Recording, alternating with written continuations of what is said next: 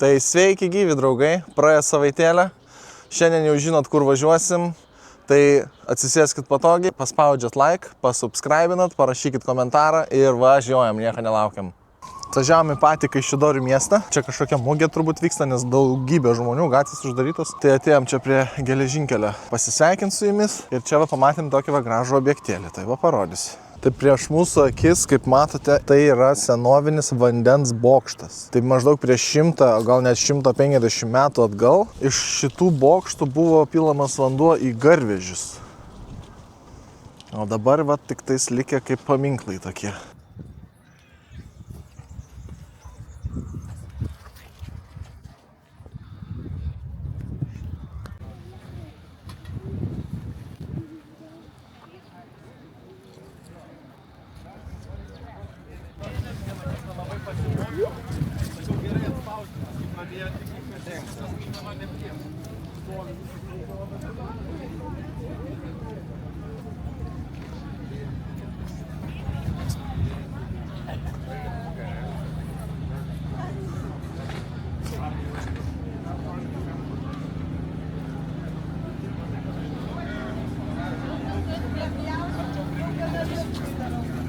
Šiandien biškį vėjota, žmonių milijonus.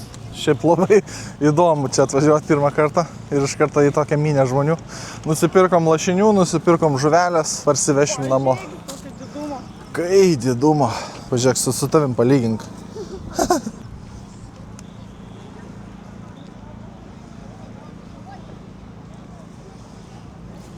Einam pasižiūrėsim bažnytėlę. Jeigu niekas neužimta, gal užeisim į vidų pasižiūrėti. Tokia gražia bažnytėlė. Aišku, jeigu ten kažkas vyksta, tai netrukdysim, bet jeigu ne, mes tai nerūkom, tai galim užeiti į vidų, reiškia. Blemba, vėjota šiandien. Vėjas man plaukus suvėlė, lėlė. Tai va, atvažiavom prie Kristaus atminimo katedros. Gražuolė. Einam pasižiūrėsim aplinkui.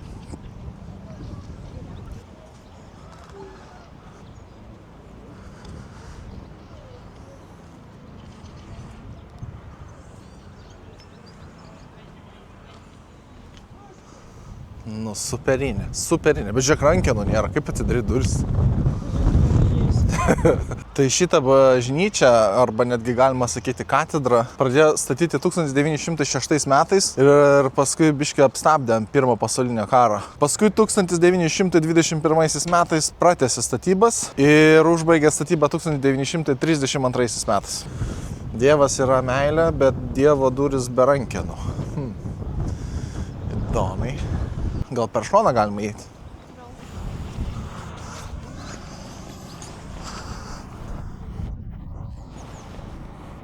Radom oficialų įėjimą. Prieš tai neradom, kaip įeiti. Nu, bandom, gal neišvarys iš bažnyčios. Meldžiasi, uždarom. Žodžiu, ten kažkas meldžiasi, tai mes pamatėm ir iškart uždarėm duris ir nebelendam. Gerai, bandom dabar važiuoti į Lietuvos etnografijos muziejų. Gal ten niekam nesutrukdysim.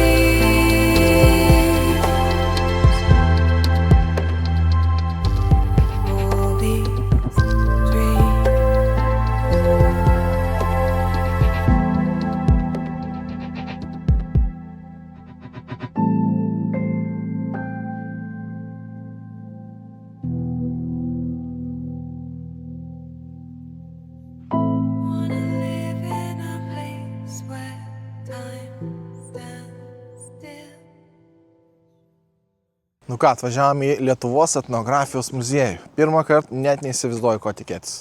Varom. Esi buvus? Jo. Įdomu buvo? Ką žinau, dar mokyklos laikais. Ok, senai.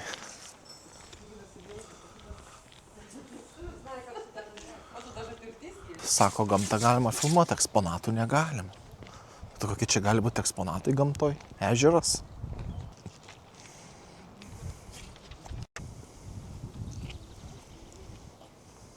Kągi, žygiuojam. Tiesą pasakius, pirmą kartą čia esu, net neįsivaizduoju, kas čia ir apie ką čia. Net neguglinau, tiesiog atvažiavam, susimokėm ir einam. Ekspront.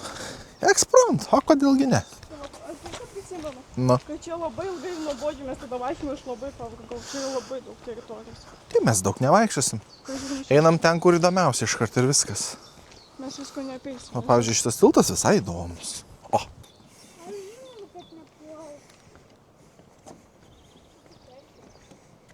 Taip, apsižiūrėjom žemėlapį. Iš karto matau, ką noriu pamatyti. Va tavo miestelį. Ir čia matau bokštas yra. Kas ten dar yra? Malūnas šalia miestelio. Varome į miestelį. Va kažkokią bažnytėlę matau. Čia tokia atmosfera, atrodo, kad čia 100 metų atgal mes laiku nukeliavom.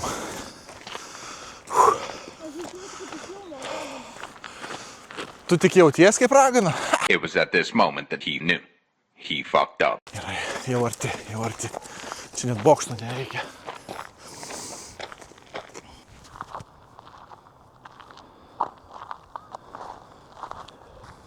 Atrodo, kad į kažkokį mažą miestelį atėjom. Bet iš tiesų čia viskas yra muziejus. Tai gaila, kad šeštadienį niekas nedirba, bet bent jau po gatvelės galim pavaikščioti.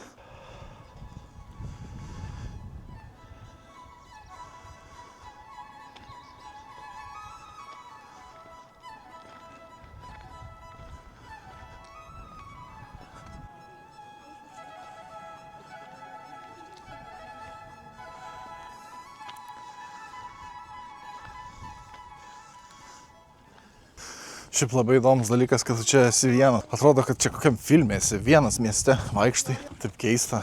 Aišku, yra keli lankytojai. Arbatinė va veikianti. Labai keista, nes tu vienas esi visą miestą, viskas tuščia. Geras, įdomi patirtis.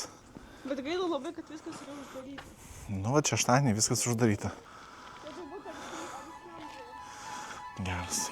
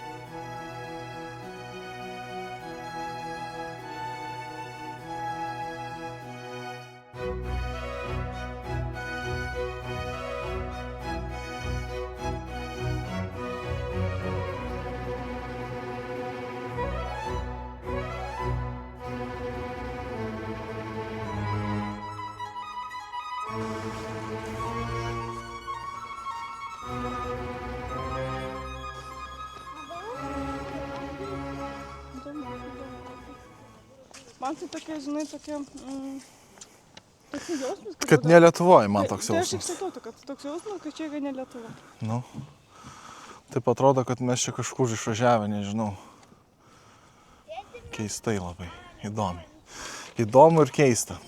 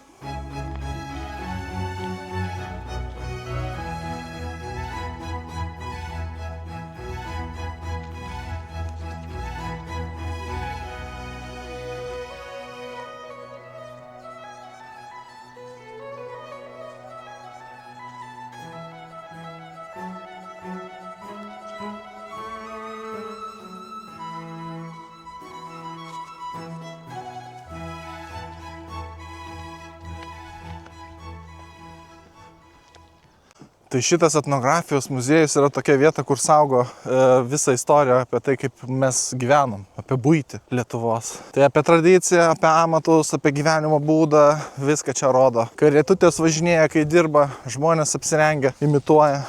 Tai labai faina vieta. Tai dėl ko apsimoka čia važiuoti? Tai dėl to, kad visų pirma labai faina gamta pabūti, didelė teritorija, čia atvaryk visą dieną čia yra ką veikti. Gali pamatyti, kaip atrodė tais laikais gyvenimas be šiuolaikinių technologijų. Toks va senovinis malūniukas. Čia kai pasižiūrėjau šitą malūną, tai iškart prisiminiau apie Girėną istoriją, kur pasakojo praeitoje serijoje. Jeigu nematėt, pasižiūrėkit, kai Girėnas užsikabino už vieną iš šitų ir pakilo ten į viršų. Blemba kaip čia aukštai. Nieko keisto, kad Girėno motinai širdis į kulnus nusirito.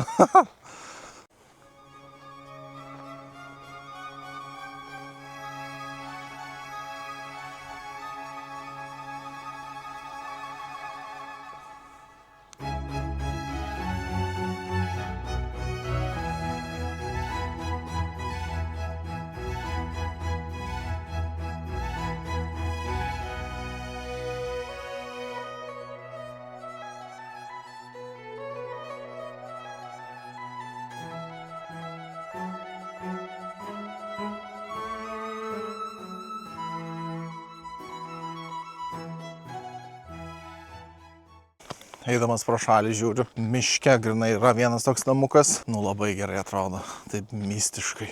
Atrodo, kad tu dabar gyveni tais laikais. Ir tiesiog grįžti iš kokios medžioklės, nežinau, ką tais laikais veikdavo.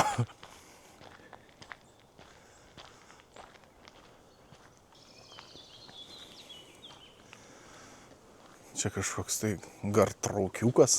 Eina savo, čia 100 metų turbūt šitam daiktui, jeigu nedaugiau. Čia kaip senovinis, nežinau, garo variklis turbūt. Kaminas va pasikelia. Čia gal koks nors senovinis traktorius. Negali būti. Pažiūrėk, kažkas užrašyta dar yra.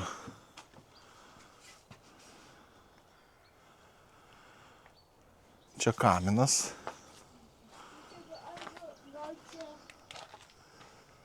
Tai, ką matau, atrodo kaip senovinė garo mašina ar garo varomas traktorius. Tokie aparatai buvo naudojami pramonėje ar ūkyje 19-20 amžiaus pradžioje. Dabar jis akivaizdžiai nebeveikiantis, apaugęs kerpėmis, bet tikrai įdomus istorinis eksponatas. Čia kai naudoji modernes technologijas tam, kad sužinotum apie nemodernes technologijas. Įdomu, čia tvora tokia autentiška ar ne?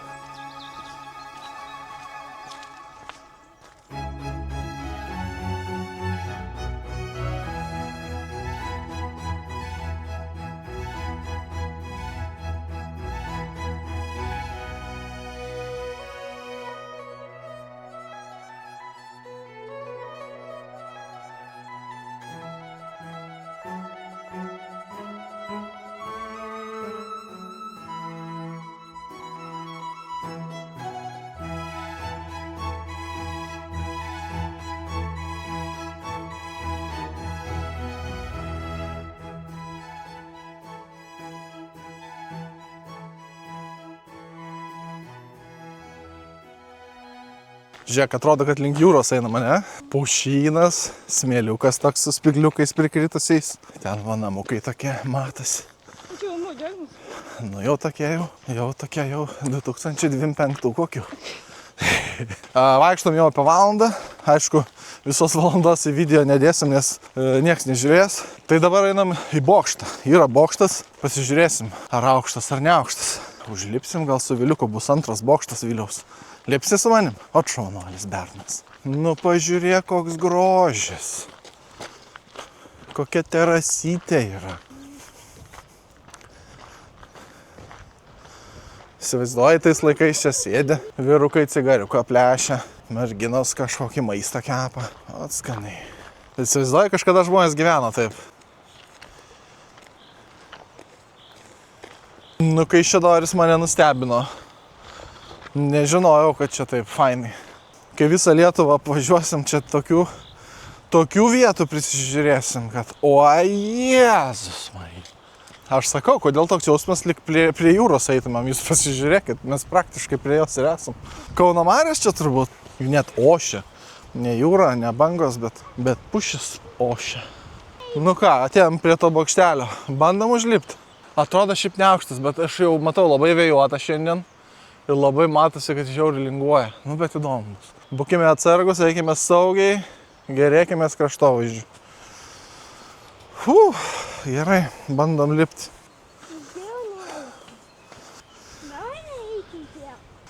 Žodžiu, didelis vėjas ir labai linguoja, tai nusprendėm nelipti. Tiesiog, taip paprastai. Aha, pasakyk, kad išsigandai. Biškį apsišikau į kelnes.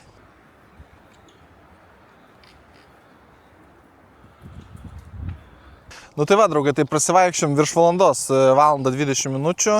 Žiauriai faina, žiauriai gražu, bet vienintelis minusiukas, kad šeštadieniais, nu, čia tik kaip parkas, į vidų niekur neįeis ir žmonių ten dirbančių neras. Tai jeigu važiuosit, važiuok į darbo dieną, tikrai bus įdomiau. Nu, kol vaikščiom, tai ir praalkom. Važiuojam kažkur tai kažką pakramtysim, ane? Tai va, skaniai labai pavalgiam. Iš tiesų, pavadinimas Centro pizzerija šiek tiek apgavo. Nes tikėjomės, kad ten bus, nu, tokia kaip kavinukė pizzerijėlė. Bet iš tiesų čia buvo aukšto lygio restoranas. Ir midijos, ir šonkauliai, patiekimas superinis, aptarnavimas superinis, aplinka superinė, labai viskas fainai, labai tikrai netikėta buvo. Nes, nu, pagal pavadinimą tai tikėjasi pizzerijos kažkokios. Bet, nu, čia tai super. Taip, tai dabar atvažiavam prie tokio įdomaus objekto, tai yra gravitacinė kalva. Tai čia įdomus dalykas to, kad tu važiuoji į kalną, o atrodo, kad važiuoji žemyn. Tai va, pažiūrėkit, kaip atrodo. Realiai mes dabar važiuojame į kalną. Bet dėl to, kad horizontas aukštai, atrodo, kad leidžiame žemyn. Štai va, gravitacinė kalva netgi yra parašyta, ženkliukas.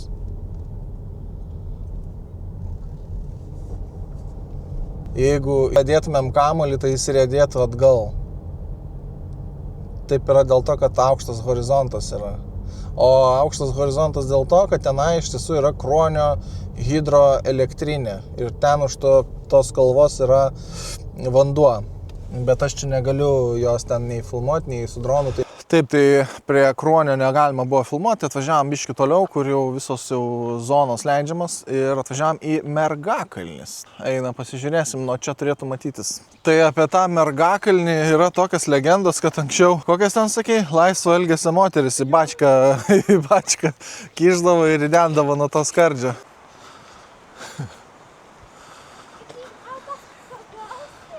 Žiūrėk, atrodo, kad prie jūros ateinam. O čia matysis elektrinė ar ne iš čia. Aišku, vėjuota šiandien žiauriai, bet vaizdelis tai gražus.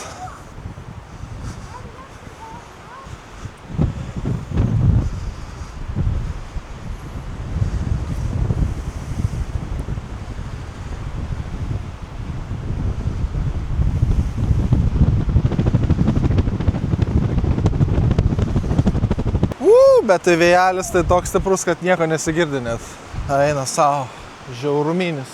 Bačkikai yra, va, Mergakalnis. Jo, tu bėgsi čia. Dar kartą ateinam, atsisveikinam su šitą atodangą.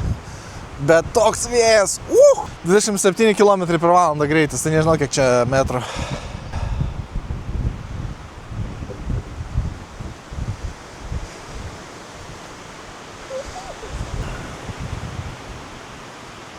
Taip, yra dar viena graži bažnytėlė, bent jau taip nuotraukose atrodo, tai važiuojam, pasižiūrėsim, kaip jinai gyvai atrodo, gal dar gražiau. Tai ką, draugai, atvažiavome į Švento Antano Paduviečio bažnyčią, tai pasižiūrėkit, kokio grožio, apvali, kad nei vieno kampelio man neatsirastų joje.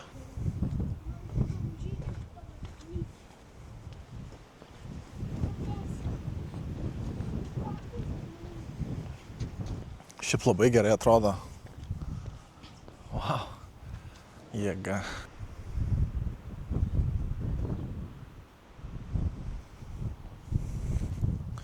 Ir už jos tiesiai iš karto eina marios.